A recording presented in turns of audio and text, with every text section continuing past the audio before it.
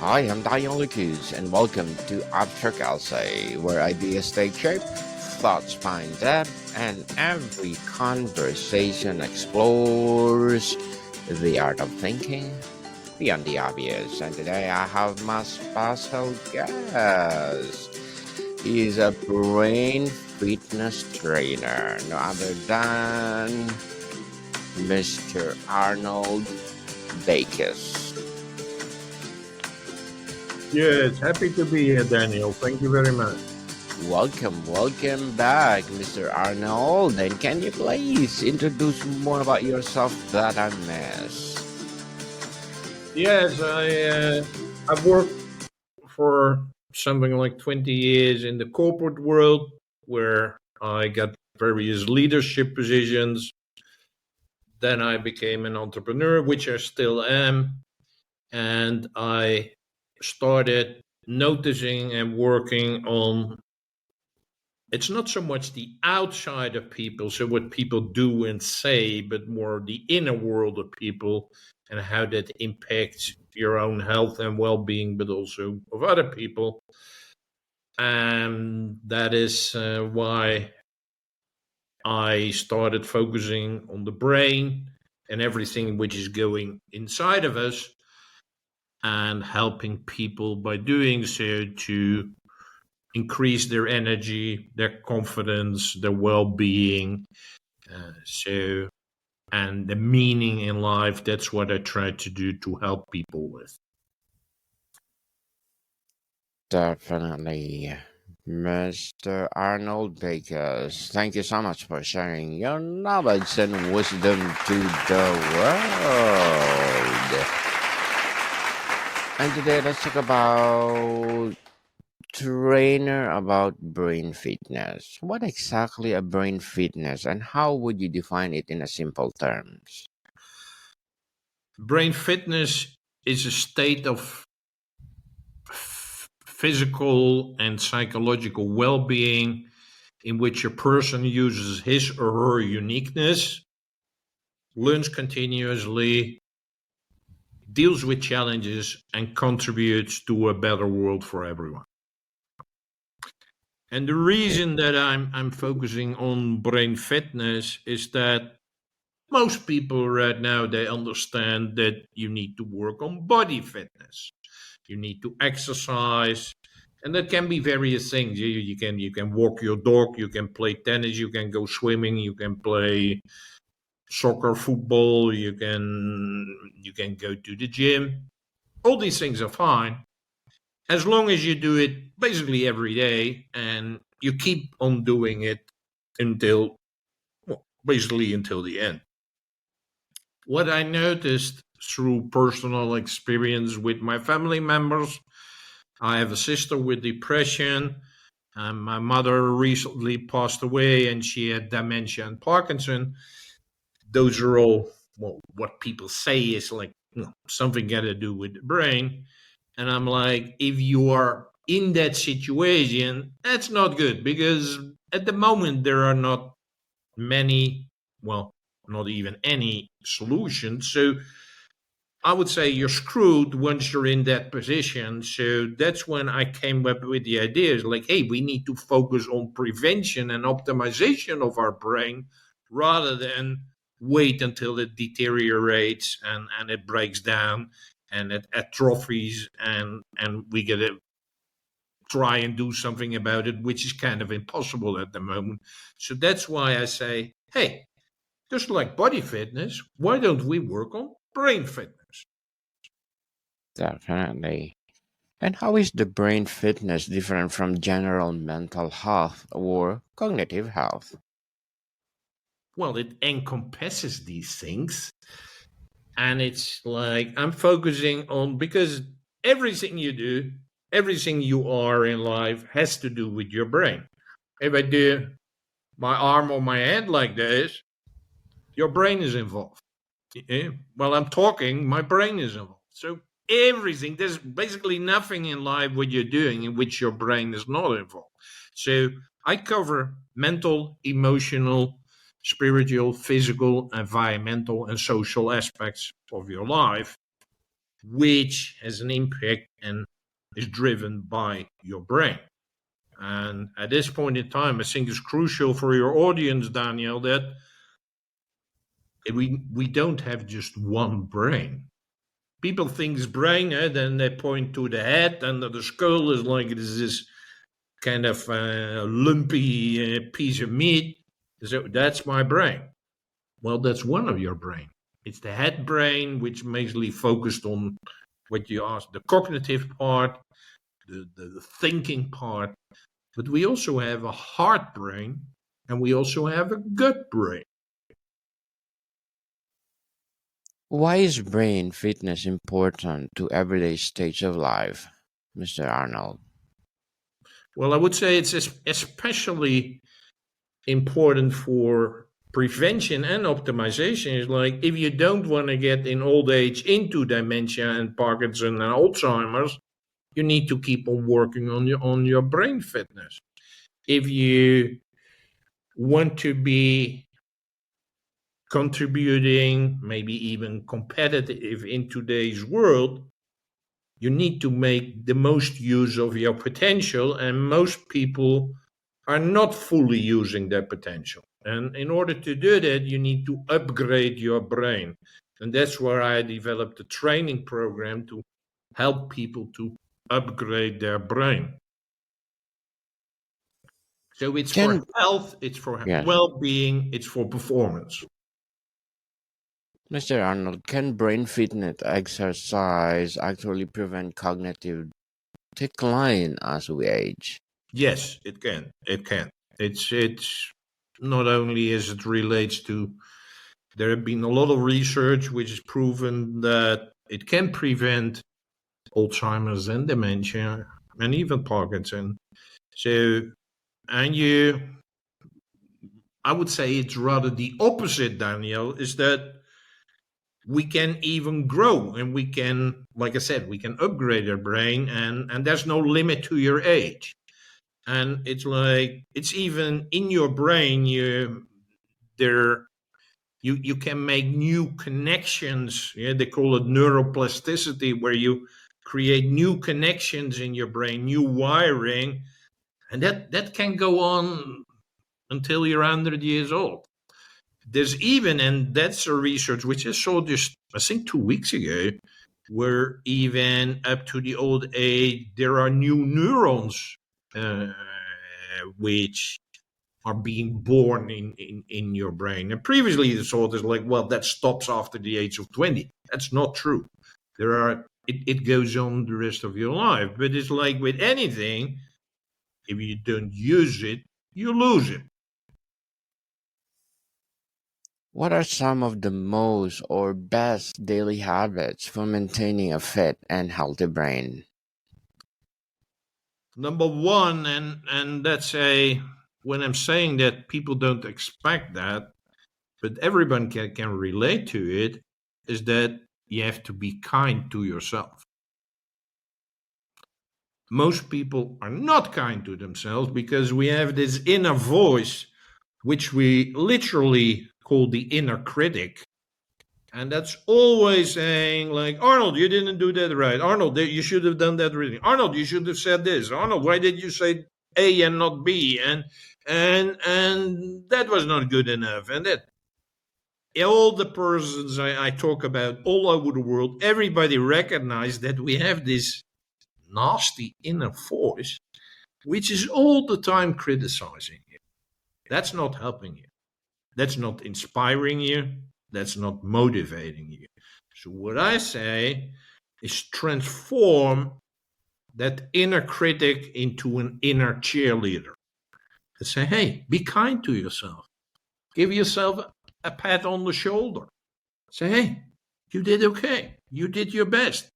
I mean, it was fine. It was good. You built up a good connection. So be kind to yourself is by far the most important thing, because we need to grow, we need to transform, we need to change basically throughout our life. And if we're only criticizing ourselves, we're not motivated to grow. We're not motivated to make use of our talents and capabilities. So In order to do that, we have to be kind to ourselves.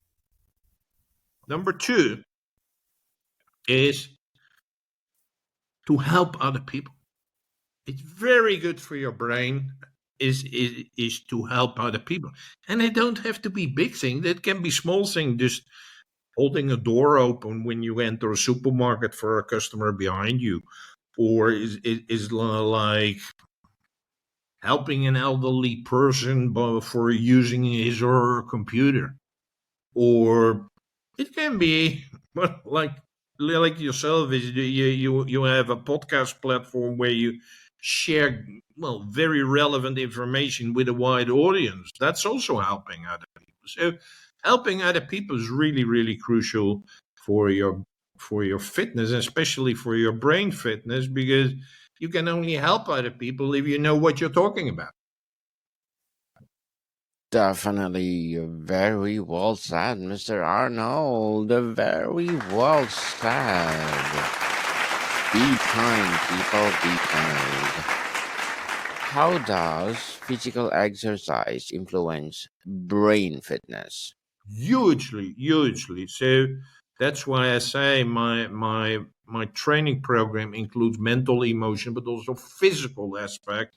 Is that just by keeping moving, and moving can be as simple as walking, and that has a huge influence on processing things which are not too nice, or coming up with ideas or inspiration. Yeah, so it really, yeah, like strength training, if you can do that, that is also very important. So it's it's not an either or. No, that's why I say, because if you do exercise, doesn't matter which exercise you're moving, you're using your brain. So it's really crucial to include both aspects. Are there specific foods or diets that you recommend for a better brain performance? Yes, I I recommend, and there is also a lot of research around it, a plant-based diet. That is, if you can do that, but not you can add now and then a piece of meat or fish or eggs, or that is okay. Um, but it's really crucial to not eat ultra processed foods. Ultra processed foods, yeah, anything from to whatever name you give, is really one of the main causes of mental illness. Mental disease is caused by all the rubbish in ultra processed food.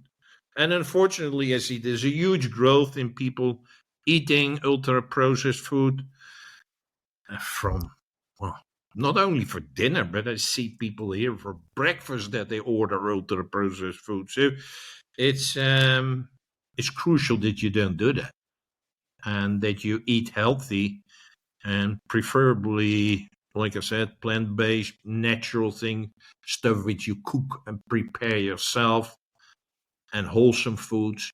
So those things are extremely important for your mental health. Mr. Arnold, how important is sleep when it comes to brain fitness? That is another one of the pillars, Daniel. Sleep is extremely important, because we think, except for, a lot of people are dreaming, so they know something is happening. But that's not the only thing what's happening when you're doing. When you dream, your brain is processing everything what you learned, what you experienced, what you're working on during the day. So it's like your body, yeah, your physical elements, they come to rest, but your brain starts to process everything which has happened in the past day, and that gives you that when you wake up, a lot of the time you have new ideas or insights, or you're like, okay, that's done. Now I know how to do this, whatever. So sleep is just like food, just like exercise, extremely important. And what I'm seeing is that people are sleeping less and less because when they get this thing which is on 7 days a week, 24 hours a day, they even put it on their cushion in their bedroom. It's terrible for your health. Yeah? It's terrible for your mental and emotional health as well. So have approximately 8 hours sleep. Some people can do 7, some people have to do 9, but approximately 8 hours of sleep each night with your phone in another room is crucial for your brain fitness. Phone in the other room, for sure. What role does stress play in the brain fitness and how it can be managed? There is, we live a life where stress is part of it. So I think an important part as it relates to stress is that we don't have to see it as something which shouldn't be there. It's part of our life. It's part of our work. It's part of relationships. It's part of everything. So stress is, yeah, it's just there. So don't try to move it away or drink it away or do crazy things or use drugs or whatever to suppress it and to distract you from it. No, stress is a part of life. But it's the but there is good stress and there's bad stress. The good stress is that if you challenge yourself and you whether it's like, hey, I want to get a better, faster time for my running, or I want to lift heavier weights, or I'm doing a project which I never done before. That's good stress. That's stretching you. Stretching you is really, really good for your brain fitness. What is not good stress is if you, for a longer period of time, are having fights with someone. You're having arguments all the time, and it's all negativity, and it's toxic people who are influencing each other all the time. And it's not just one evening or one day. No, it's going on all the time. That is bad stress. That is something which you really need to stop because that will have a very negative impact on your brain fitness. Mr. Arnold, how can brain training games and apps really improve cognitive abilities? To a limited extent, there are certain games like Sudoku or games like that which helps you with or memory things. But people think that it is good for your general brain and cognitive abilities. That is not the case. If you play a game which is focused on memory, the only thing what it does is to improve your memory as it relates to the game. So it doesn't have an impact on other areas. So that is a crucial thing to understand. I'm saying is like, if you want to do that, that's fine, but it doesn't have a wider impact, and it actually limited to the specific topic where you do the game for. Definitely. And how do creativity and learning new skills contribute to brain fitness? Hugely, hugely. It's a part of what I teach in my training is that you need to keep on learning and growing, and creativity, especially creativity, creating something. I just mentioned two things is like, yeah, what can you do? And I said, be kind to yourself and help other people. Number three is I call it diverge and converge, and meaning diverge is be curious, research things, and it doesn't have to be related to anything. Like I actually just half an hour ago I wrote down for myself. I'm starting to become more and more interested in indigenous people and their culture and their practices and how they are living and how they're working. I find it really, really interesting. Do I have a purpose with it? No. It's just my curiosity, and something might pop up with that, but that's not my intent. My intent is like, oh, it's interesting. The other part, converge, is like based upon all these input, is create something. And create something can be like a new meal which you have never tasted before, or a drawing, or a new spreadsheet, or a new business, or anything. Creativity is extremely good for your brain fitness because it also puts you on a high frequency level, which is really, really a positive influence on yourself and on people in your surrounding.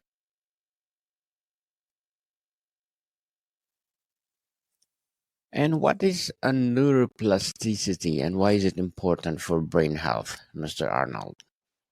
Neuroplasticity is that you continuously basically build new connections between, well, we get millions, if not trillions, of neurons in our brain, that you continuously create, I call it new pathways. It's like, hey, there's a connection here, there's a new connection here, there's a new connection here. So your brain keeps on developing, keeps on growing, keeps on changing. And that is crucial for your brain health because what a lot of people do, well, basically, a lot of people, when they finish school or high school or university or the training, when they're 20, 25, they stop using their brain extensively. They just are based on habits and routine. That means you're not using a lot of things, and that means it atrophies. It atrophies, and it means it gets stuck. It get really difficult to change and whatever. But if you keep on using it and applying it, it's basically about learning and rewiring your brain. That's neuroplasticity. Mr. Arnold, before we wrap up our discussion for today, I'm inviting you to please listen to my other podcast, people, my other podcast, because my abstract essay is already in fifth season, abstract poetry in second season, and my book 101 review in fifth season too, comedy 101 in second season, and my food 101 in fifth season as well, geography 101 in fourth season, and my baby podcast, law 101 and mental health 101, love letters in its third season, and movie 101 review and music 101 in fourth season, and science 101 and sex 101 in its first season. Please listen to them wherever you listen your podcast. So, Mr. Arnold, what is one small change people could make today that would have a big impact on their brain fitness over time? Try something new today. Definitely new, something new, very new. Can you recommend a simple brain fitness routine or workout for beginners? Yeah, but it's like try a new food today. Hmm. Mm, learn about indigenous people in your country. Learn about a new word, or a word in Chinese, in a language which you don't speak. So all these things can be new things, and that already starts things moving, and that's the most important part. Definitely. And one more, Mr. Arnold. What myth about brain fitness do you encounter most often?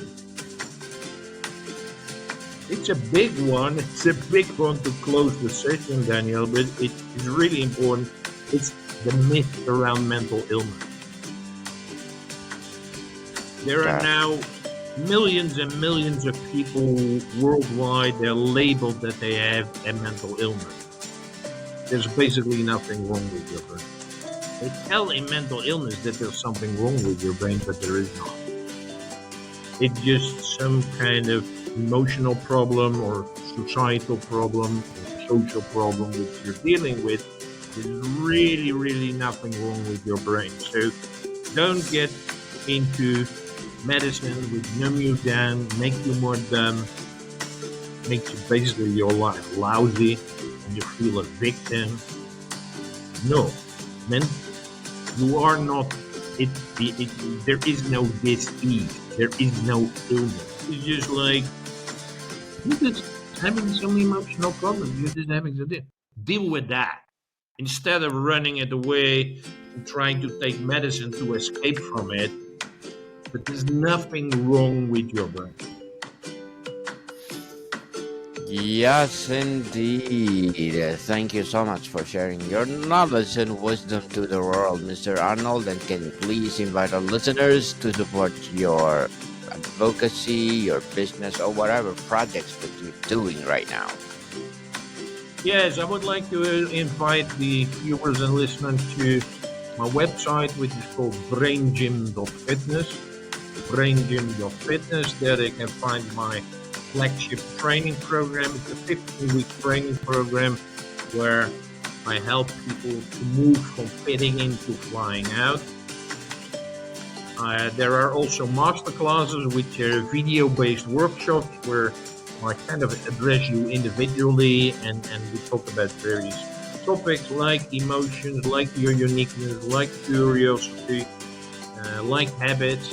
And so those are the master classes, and I recently finished a new book which is called The Adventures of Dr. Alfred Moore, and it's about the journey of a traditional heart specialist, the doctor who becomes an entrepreneur and tries to do really good contribution to the world. And that's a book which you can also find on braingym.fit. Yes, people, let's support Mr. Arnold Beekes, because if you support him, for sure, more and more and more empowering fitness of the brain will come. So, Mr. Arnold, thank you so much for your time. Thank you, Daniel, for having me as a guest. More to come, people. See you soon.